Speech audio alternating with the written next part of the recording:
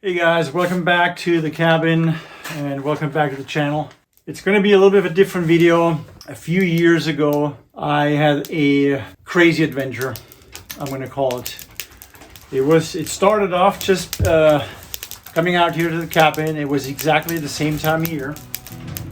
So end of February, it was snowing, low visibility, not very cold at all. It was about 30 degrees at the time I came out here. It was just literally myself, the snow machine, and I had my black sled with all my gear in it and headed for the cabin. So that was the plan. Well, that didn't work out at all. Basically, snow machine from Talkeetna towards the cabin, and then right before it comes to the turn where it goes, where the trail kind of splices, one keeps going to somebody else's property and one goes down to the railroad tracks. And then ours goes a little off to the right, and it was just super deep and nobody traveled on it, so I couldn't even really see the trail. I just knew where the marking is, where the trailhead was. I could not find the trail whatsoever. It was just all covered in deep snow. I stepped on it and I was going way down, so I'm like, okay, I'm not even going to try this. I'm going to see if one of our neighbors, who sometimes did go on the lake, put a trail in already. And so I kept on heading towards the lake, a different route, and there was a trail, snow machine trail, going towards his cabin and then down onto the lake. However, there was already fresh snow on top of that trail, about a foot. But I thought, well, you know what, at least I know where the lake is. I snow machine around the perimeter of the lake, and then where there's a little, like a land point coming out, that's where I was heading towards. And so I snow machined along. I realized the snow is deeper than I thought, even on the lake with the trail, and I had a really hard time just to keep my speed going. So I kept throttling more and more with my snow machine, and eventually I turned around and I noticed that I had a ton of water from my track splashing into my sled, which made the sled really heavy. At the same time, I was going slower and slower, and all I had was my headlight of the snow machine, a headlamp, and trying to figure out where the point is where I need to get my snow machine parked, and then just somehow snowshoe up to the cabin and leave the snow machine behind, because it was already dark at the time, and then deal with the snow machine the next morning. Once my snow machine almost came to a full stop because of I was filling it with water literally, and I was kind of scared I'm going to sink all the way into the lake. I wasn't quite sure where I'm at on the lake. There's a few spots even in the coldest winter where there's open water, so I was really scared I'm going to sink the entire machine, including myself, and just drown everything. So I stopped the machine really quick, turned around, disconnected my sled, and wiggled my machine full throttle, and I got it loose and kept on going. Picked up some speed and was trying to hold my ear so I'm not breathing and create a big old fog bubble literally in front of my face so I can see where I'm going, but it was just pitch black. And then eventually I found a little bit of a spot, and I really thought, this is it. This is where the cabin is, where I'm on the right side, right location, everything. And I just gunned the snow machine. I was trying to climb this hill a little bit, and the snow machine just got buried on the rear and stuck, completely stuck. So this was basically already my second big mistake. First, when I was coming in towards the cabin, I didn't just park the snow machine with all my gear out on the main trail and snowshoe in to find my cabin, where I had markers along the trail. I just didn't see the trail. So that was my very first big mistake.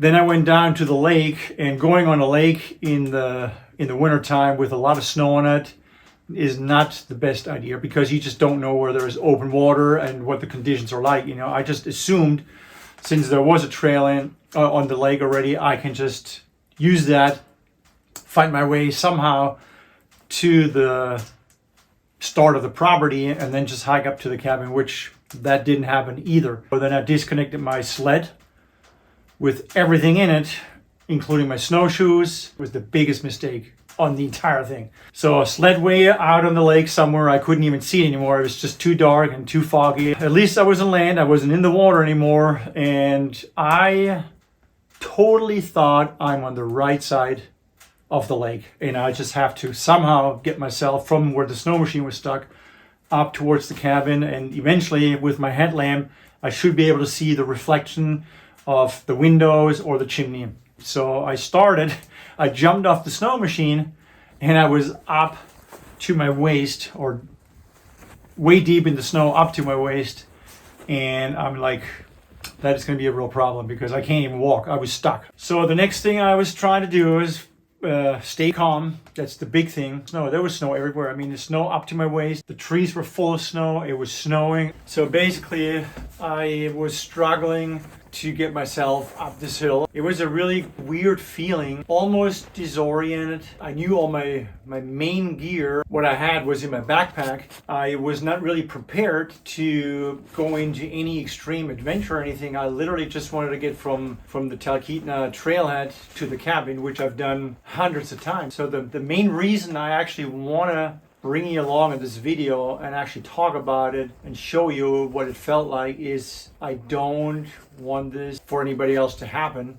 Also show people how quick you can get yourself in a situation when you're not prepared for a wilderness trip or something. It took me a long time to actually feel ready to do a video or maybe talk about this a little bit more in depth, because I felt almost kind of stupid because I was not super far away from the cabin, but I was too far away from the cabin to get to it. Plain simple, I could not get to this cabin. Anyway, going back to where I was, so I was just leaving the snow machine. I was crawling up this hill, panicking, and I knew right there and then I need to stop having this panic feeling because it's not going to help me. At this point, I was like, I need to find a spruce tree so I can maybe start a fire, and I knew it's going to take at least another 12 hours before I see any daylight, which can be a long time. I knew if I'm not going to find this cabin anytime soon, I need to have a fire and feel some sort of a sense of safety. When this happened, there was no beetle kill. However, a big old spruce tree in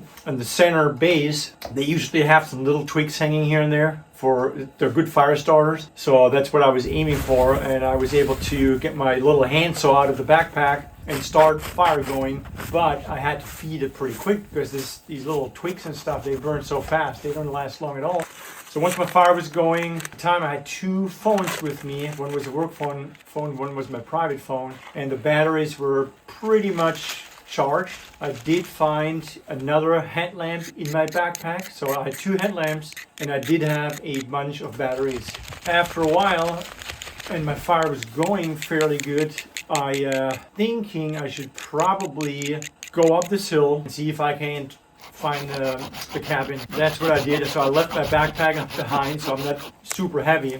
It sounds funny, but it took me a very long time. I think I was climbing around for probably 45 minutes. I could not find anything. I couldn't find reflection of a window, chimney, any sign of a cabin, nothing. And I was like, I don't know what is going on. So I was getting a little freaked out at the time again. So I went back to the fireplace. To my fire pit. Then I was like, I need to know where I'm at. So I got my compass out. I turned my compass, and kind of looking towards the lake behind me was north. So I'm like, hang on a second, this doesn't make any sense. If I'm at my cabin, I look down to the lake, everything behind me is actually south. So I actually got kind of pissed with the compass. I was like, man, cheap old compass doesn't work. So I threw the compass away, to be honest, which was not the smartest thing. And but it was gone. And then looking at the lake again, I see a beacon, like a blinking beacon. I'm like, since when is there a beacon towards the north? Didn't make sense. I don't know if somebody put a beacon up, utility company or somebody, and it didn't make any sense, but there was a constant beacon. It was kind of like an airport beacon. I was completely confused. I was like, where in the world am I? And what spot of the lake am I? I had really no clue at the time. And then after another 20 minutes, half an hour, the train passed.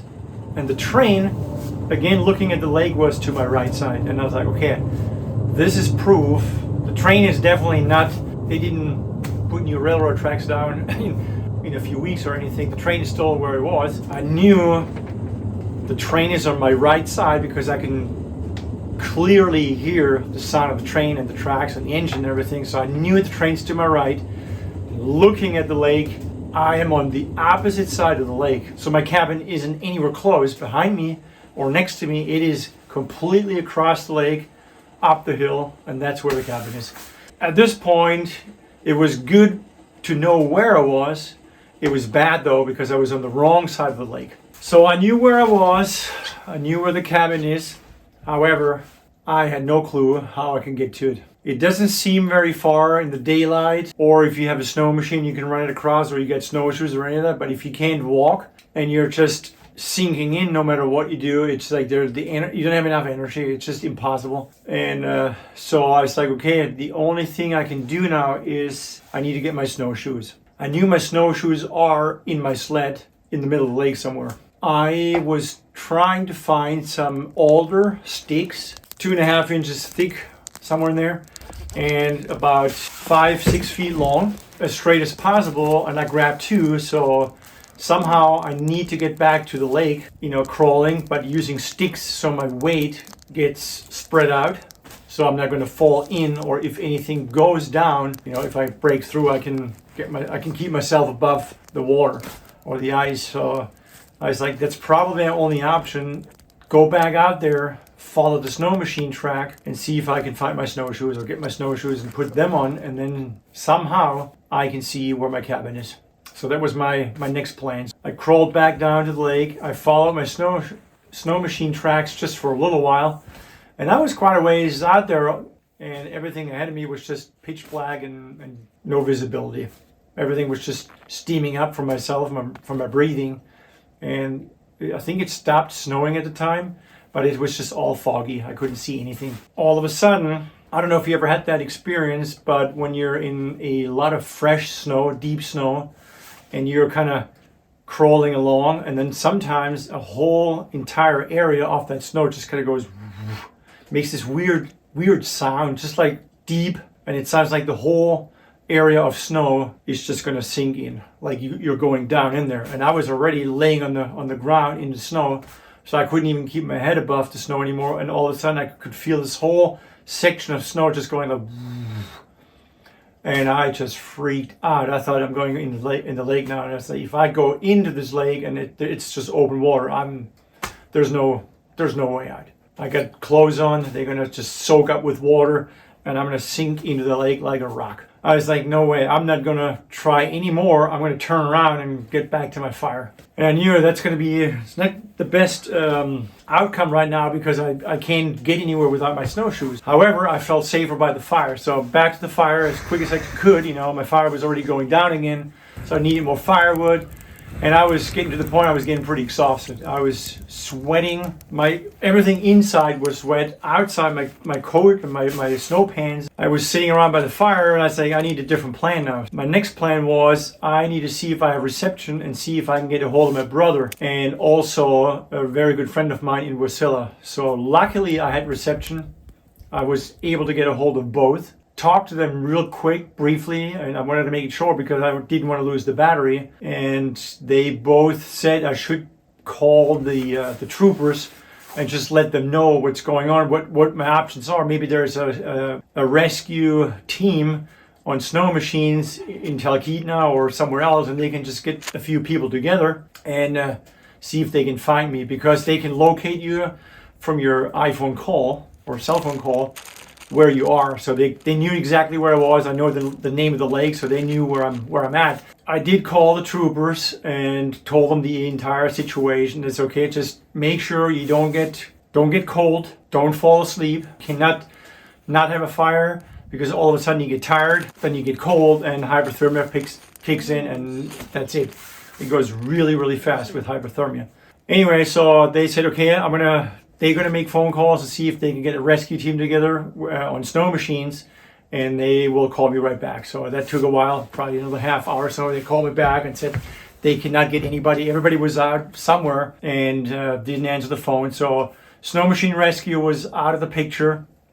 And then he said the only other option we have is we can dispatch a rescue chopper from Anchorage. I said, okay, I'm fine right now. You know, I'm trying to keep warm, keep hydrated. I had a gallon of milk. Actually, I wanted to say that too. I brought a gallon of milk and one big bag of M&Ms, which I picked up in a store. And instead of putting it in the cooler, I actually put it in my backpack. And I was carrying my backpack, so I had a gallon of milk and I had a bunch of M&Ms. So after a while, they called me back. The troopers called me back from Anchorage and said they cannot dispatch a helicopter because of poor visibility. Anyway, so in the meantime, my brother and my very good friend from Wasilla, they were on the way up here to Talkeetna. I just kept on doing what I was doing the entire time. I just kept feeding this fire, and it was getting harder and harder because everything close to the fire I already burned, so I had to go further away from the fire to find more. It was incredible, and I just can't believe it. You know how something just going to your cabin can turn into such a big, almost like a nightmare, something you don't want to get yourself into, and it just kind of happened out of the blue. And I could not believe I left my snowshoes behind. All these things just came into my mind, you know, and that gives you a panic feeling which you shouldn't have, you don't want to have, because it makes your mind doesn't work properly anymore. I don't know if that makes sense, but it's a fact. The next thing what happened to me was I was looking for my gun. I was kind of freaking out. I was like, the next thing what's going to happen is I'm going to look around with my headlamp if I can see anything, and all of a sudden there's a bunch of eyeballs looking at me, and I just like, oh my gosh, I need to have at least my gun ready. So I was looking around and my gun was gone. So here I was now, no gun, stranded, and was not a good feeling. After I found out that my brother and my very good friend are already in Willow, I felt a relief. I get a phone call from the troopers in Anchorage, and they said that it's clear enough, they can dispatch a chopper, how things are looking. And I said, no, everything's cool, disregard dispatching the chopper, because my brother and my friend are coming. I don't think there's the need for a helicopter anymore. And they did ask me, are you really sure? Because we can dispatch the chopper right now and we can get you. So we can kind of put an end to this whole fiasco, if you want to call it that way. And I said, no, it's going to be fine. You know, I'm fine right now. I'm not cold. I'm good. You know, I know they're coming. They should know where I'm at and everything. We're good. I'm going to call this off. So they said, okay, we're going to call it off. And then my brother called me and said, what's going on now? You know, how is the situation with the chopper and blah, blah. So I told him that I called it off. And he said, I'll talk to you in a couple of minutes. And then he called me back and said that they called the troopers again in Anchorage and said they need the chopper to fly up to Talkeetna and get me out, because they were scared. My brother and my friend were scared that, first of all, they need to get to the cabin area. Then they have to find me. Are they going to be able to even get to me? And that could take forever. Or it could get even worse, where they get themselves into a situation where they break through the ice or something. So there was a lot of unknown risks, you know, on top of everything. So they did the right thing and called the chopper. So this reenactment, you guys all know that this is a reenactment, what I did here. It was not an easy task, even knowing my cabin is closed. I can get to it. I got my snowshoes laying around somewhere. But I was trying to do everything as close as possible to how I had to deal with it a few years ago. And it was incredibly hard. It was even hard getting my snow machine down to the lake, because the snow is so deep and it's coming down, as you can see right now. It's snowing and snowing and snowing, and I found out the helicopter's on the way, so I was just kind of hanging tight. I got my stuff ready. I turned my lights off a little bit and just used my my light from the fire, and I was just kind of keeping it quiet and was waiting for the sound of the helicopter. And as soon as that helicopter was approaching the lake, I was ready. I got down to the lake, put my body on these sticks again, and then just crawled out as fast and as far as I could to meet up with him. And that was pretty much the end of this adventure, which I wish never would have happened, but I was lucky, and I was lucky with the help from this helicopter pilot and actually the rescue service. Without them, who knows where this adventure would have gone. Anyway, I'm going to enjoy this fire a few more minutes, and then I'm going to get to my cabin. It's not far, but it's still going to be a task.